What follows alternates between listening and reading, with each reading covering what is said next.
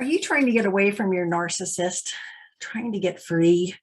Maybe you're stuck and just don't know if you're making the right decision. Can they change? What do I do? How do I get away? I miss him so much. I miss her. I don't want to go. All of these things are what recordings come into our head when it's time to make a big decision like this. So my guest today, Sonia Brill, is going to talk to us about how to get away from a narcissist safely, how to plan for it, how to emotionally prepare yourself for it. And let's just talk to her and get this show rolling. My name is Tracy Malone. I am the founder of narcissistabusesupport.com. And if you are looking for resources to get away, we actually have a leaving plan on my website. You can find it there. I'll put a link down below. But visit my website for lots of resources to get you to understand what's happening. So without any further ado, let's welcome Sonia. Thank you, Sonia, for joining me. I'm so excited to see you again. Me too, Tracy. Thanks for having me. I really appreciate it. It's been a long time since we met in Denver, so I'm really happy to have you here. Yes, I'm really happy to be here. Good. Can you tell my audience a little bit about yourself? Because I could read your bio, but it's so much easier if you just go for it. Sure. So I'm a licensed psychotherapist practicing here in New York City. I'm also a Chopra Global trained certified meditation, Ayurveda, and soon to be well-being coach. So I really integrate these two different worlds, if you will, to bring it together to create holistic health and be able to really move through these stages in which people experience trauma. I've been working with women for a long time who've been dealing with narcissistic abuse, anxiety, depression, but even that residual, oftentimes that residual anxiety that women feel often comes from some trauma. And usually it is narcissistic abuse. So thank you for having me. I appreciate it. You're welcome. Today, we're going to talk about how do we get away and how do we get out of a toxic relationship. So many people struggle. They struggle with the questions at first. Am I doing the right thing? Can this person change? How do we get out of this relationship? And let's just write on the table. Can they change? Can they change? That's a great question. I think if you're asking the question, my take is this. If you're asking the question, there's a very good chance you know the answer. And the answer is no. They can't change because you've been trying and you've been wondering and you've been working through things, but you notice some amounts of shifts and changes, but not enough in which you feel that this is going to be a thriving, healthy, supportive, loving relationship, the type of relationship you truly deserve. So if it doesn't meet those types of criteria for your personal life, then it can change to support you and help you to grow, and you help that person to grow. Right. So we kind of have to look at it from that perspective. Are you feeling nourished? Are you feeling supported? Are your kids, if you have kids, feeling nourished and supported? Or is it moving in a direction which feels toxic? It feels heavy. It feels overwhelming. It feels anxiety provoking. You walk in the door and you feel like, oh no, what's going to happen? If that's how you feel, there's a very good chance it's not going to change. And in fact, it's going to get worse. Right. And a lot of times people, when they're in that evaluation state, they know that they're getting crumbs. And they go, it's good enough.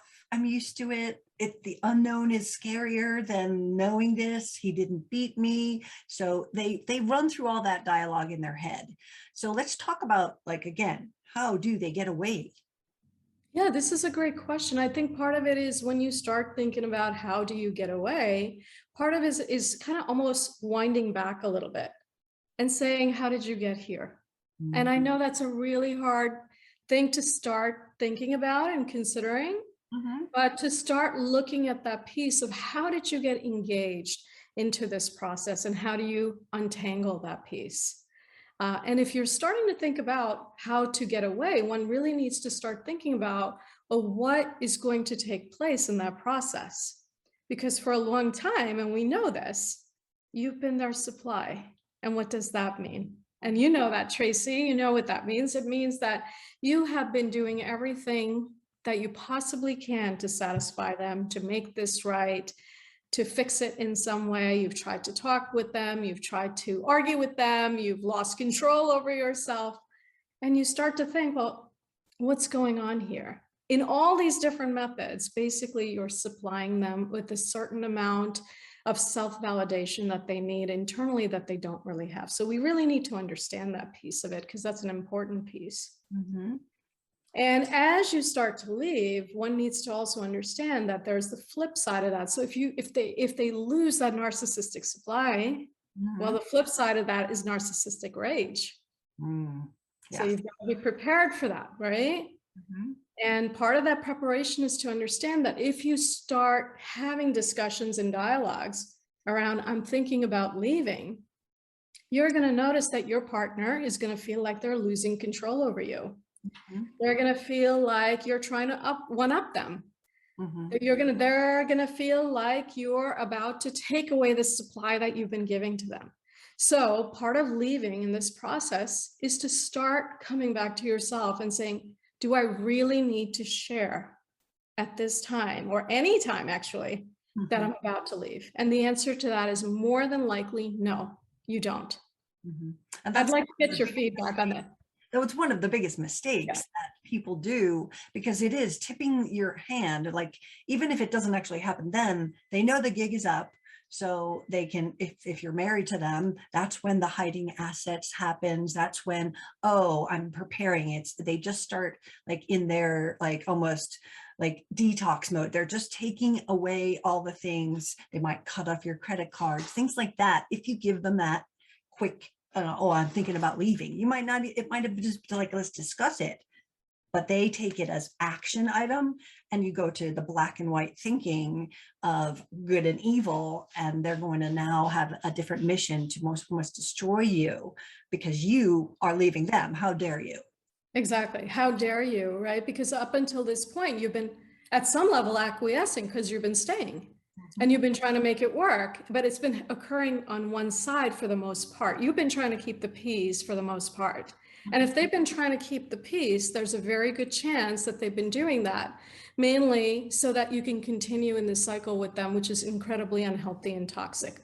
And like you're saying, that things start to be eliminated, whether, like you said, whether it's money that could be withdrawn out of your account completely, and you go to the bank and you find out there's no money in the account. And now what do? You know, you may go to your child's school and you may find out that your child was picked up early, and you now start feeling that sense of panic. Well, why did that happen? You know, these are two great examples of understanding how that power and control can get played out when you start tipping your hand, as you said. So it's important for you to have, whether it is a therapist that you implicitly trust, whether it is a trusted relative, a friend, a coach, a support group like yours, which they can come to and talk about these very significant steps that they're about to take before they take them. I also think it's really important to have a safety plan. This is critical, right? How do you leave without a safety plan, right? And that may mean, and as scary as this sounds, to be able to have an overnight bag packed and ready to go in the event you're locked out of the house. In the event you can't get back in the house, in the event your cell phone somehow goes disappearing and your keys are lost to the house, you need an overnight bag. And someone needs to be aware of it. Right. So those are two things that come. Dude, let's not forget, if there's kids, get it, pack an overnight thing with what they're going to need to make them feel comfortable. And even if you aren't comfortable or risking leaving it in the trunk, leave it at a best friend's, put it in someone's garage, make sure that you have access to that when you do need it. Exactly. You know, and unlike another breakup, the thing that I really want to highlight about this particular type of breakup or ending or leaving is not the same thing. It's just not. And one really has to protect themselves, and each situation is different.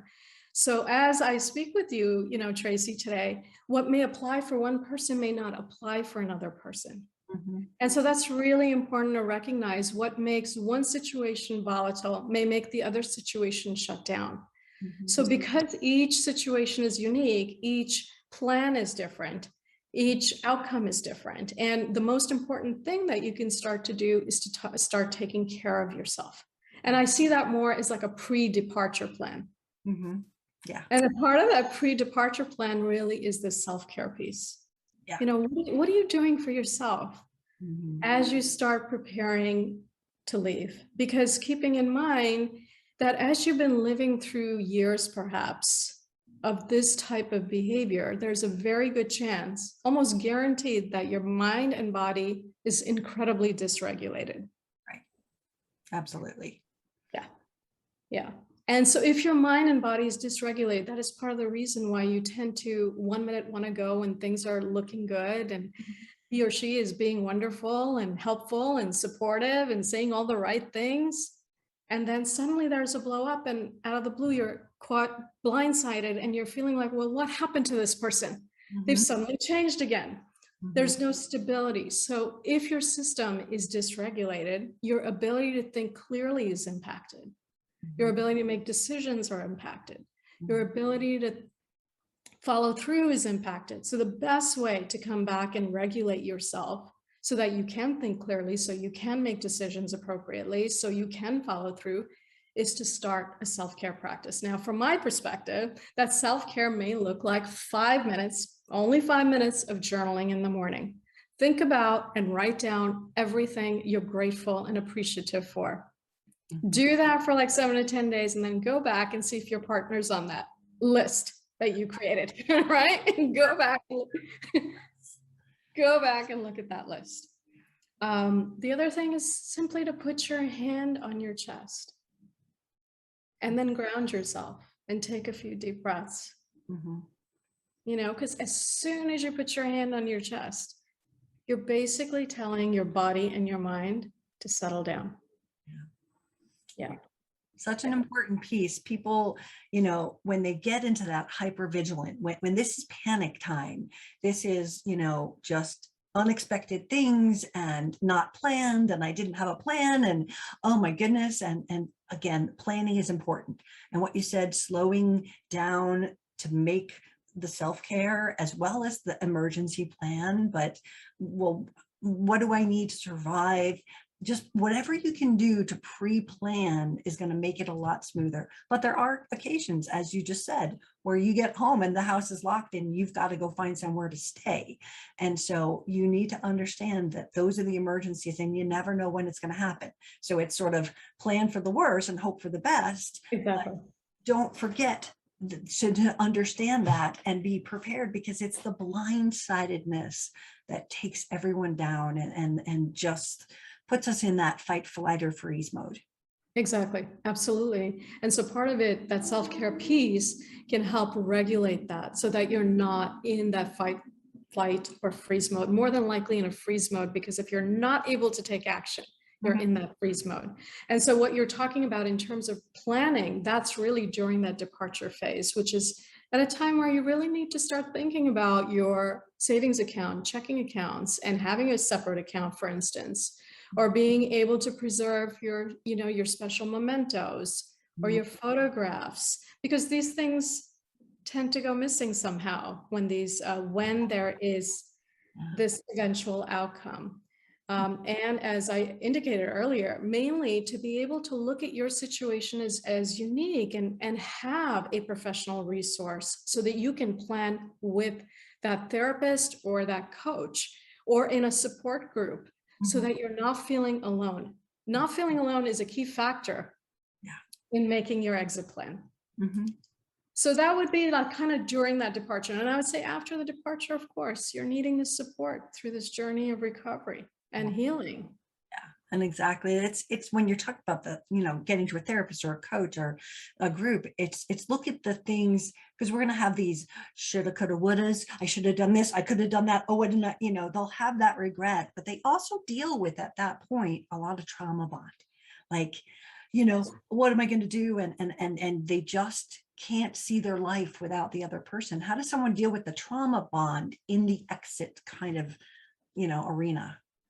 You know, it's exactly what you're saying, is to bring this to light, to become aware of the fact that there is this bond is occurring for many, many reasons, including what we discussed a few minutes ago, which is that if you are continuously putting your system in fight or flight, your physiology is changing.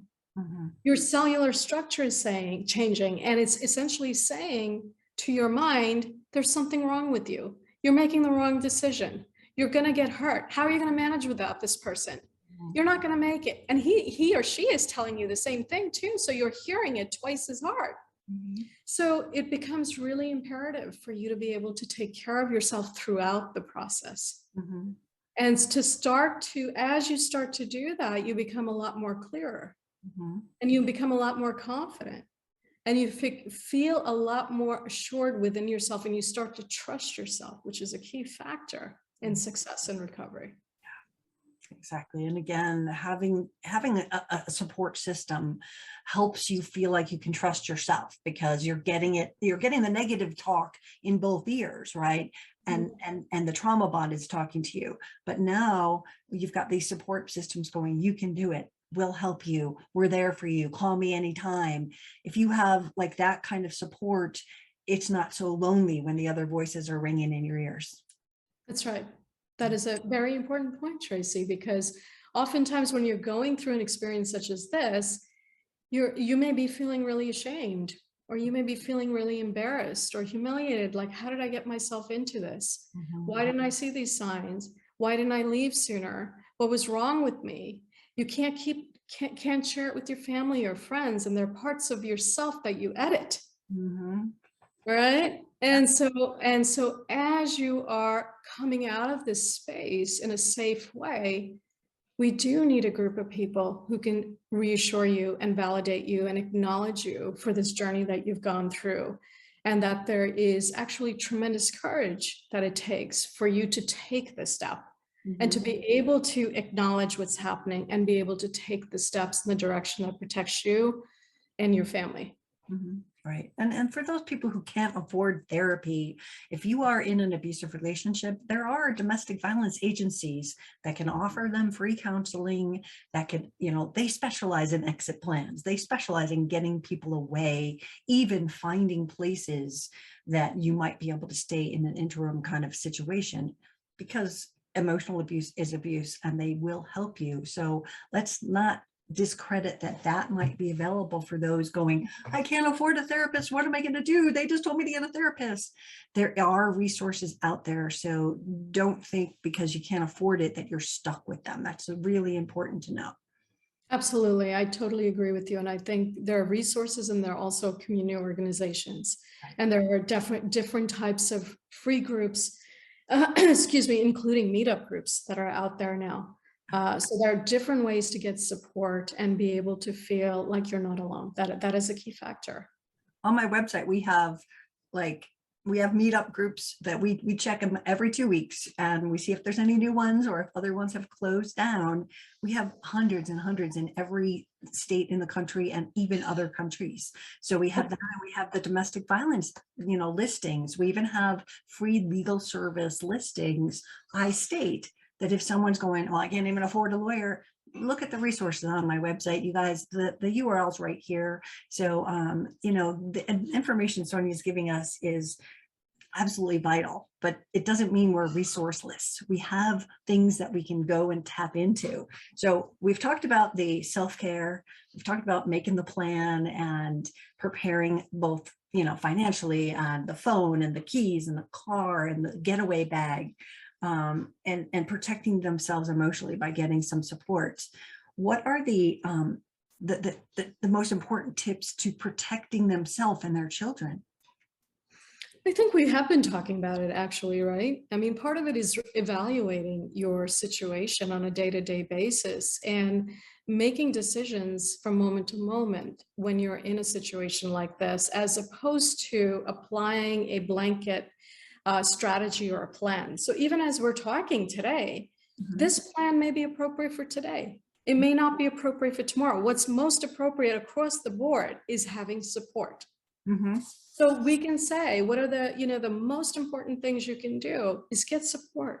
Feel like you're not alone. Have a plan of action that feels good to you. Start trusting yourself, what you're seeing and feeling, and you're questioning and doubting. If that is happening, you're not off base. You're accurate. Start trusting what you're seeing and feeling. That's really important to know. And as you're even talking about resources, I also meet with people, certainly for a free consultation, if they're ever needing to talk about some things that are going on for them so that they can get some suggestions or support, or also be referred to local resources. Very nice. Thank you. So if they feel like they're in danger, and again, there are very toxic situations where the line has been crossed and you are the devil spawn and they're going to do anything and threaten to do something. I just wanted to make sure people really understand that if you feel like you're in danger, you call the police. If they are threatening you, if they are being unreasonable, if they're banging down doors, do not forget that that is a magic card that you can pull out and keep yourself safe. Often, if something happens and it escalates where, let's say they were arrested, an automatic protection order goes into place. It might be temporary until the courts settle whatever happens in the legal system, but having a protection order, if you feel unsafe, don't forget that that's an option for you. And it's not just, oh, I'm scared. It's here's 15 texts that I was sent that threaten my life. And that's when you get the action. So don't forget to use that if you're in that situation, everybody. Agreed. And I would certainly say if you're getting messages like that, you should absolutely save it. You should not be erasing it, and you should not be sending it anywhere else, nor should you be responding to it directly. Right. And if you're on the same phone plan, I'm just going to add a little note there, and they have sent you that, take a screenshot and send the screenshot to a trusted friend, because they very often, like, the whole iCloud is gone and all your evidence disappears. So send it off, have someone else, even if you have a lawyer at that point, get those things and make sure that you're protecting them from them disappearing, because that's evidence. And if they know it's out there, they could tap into your phone and get you in trouble. So, is there anything that we're missing? How do they get out? We've talked about this. What are we missing here? I don't think we're missing anything, are we? I feel like we have covered so many points. I think if there is something missing, I think the thing we would be missing is that if you're having a hard time believing you're in this type of situation and you're watching this today, there's a good chance you're in it. So that may be something that may be missing, is that you may be doubting yourself that you're in this situation. But if you've been watching the end of this podcast up until the end of this podcast, there's a very good chance you are going through something that is incredibly toxic in your life, and there needs to be a plan around that. Perfect. Thank you so much for joining me, Sonia. It is. Thank you. How can people find out more about you? Well, they can absolutely go on my website, which is soniabrill.com, or they can reach out to me through that. Or I also have an Instagram. They're welcome to reach me with same first name, last name, Sonia Brill. And it's been a pleasure to meet with you. I think this is such an important subject, and I'm so grateful that you bring this to light. Thank you so much for being here and sharing your knowledge, because you are super duper smart, and I'm so grateful that you're here. Thank you. Thank you. Wasn't that great? She is such a smart lady, and I knew that she would give us all the information that you need to get away. Again, this is Tracy Malone. Thank you for listening to this YouTube video or podcast. If you haven't subscribed yet to my channel, please do. I'd love to see the same people leaving comments and interacting in my community. So thank you so much for joining us today, and we will see you again soon.